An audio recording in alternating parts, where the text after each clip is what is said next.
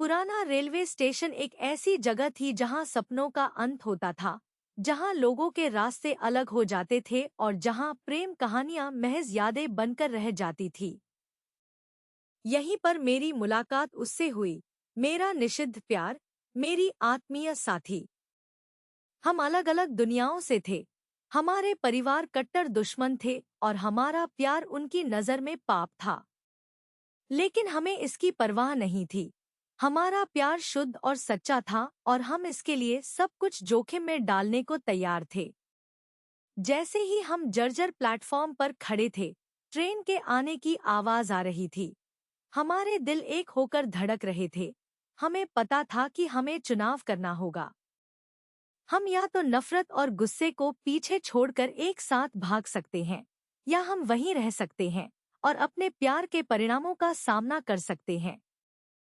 हमने पहले वाले को चुना और जैसे ही ट्रेन आगे बढ़ी, हम हाथ में हाथ डाले उसमें सवार हो गए, एक साथ नया जीवन शुरू करने के लिए तैयार।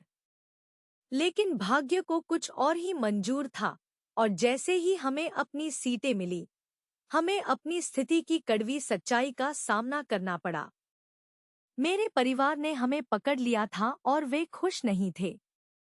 ट्रेन चल रही थी और हम फंसे हुए थे। हमारा प्यार टूटने की कगार पर था। जैसे ही मेरा परिवार बंद हुआ, हमने एक दूसरे को कसकर पकड़ लिया। हमारे चेहरे से आंसू बह रहे थे। मैं उनका गुस्सा, उनकी नफरत और उनकी निराशा महसूस कर सकता था। मुझे पता था कि मुझे एक विकल्प चुनना है और मैंने उसे चुना, मेरा प्यार, मेरा सब कुछ। जैसे ही ट्रेन अगले स्टेशन के पास पहुंची, मैं खड़ा हो गया।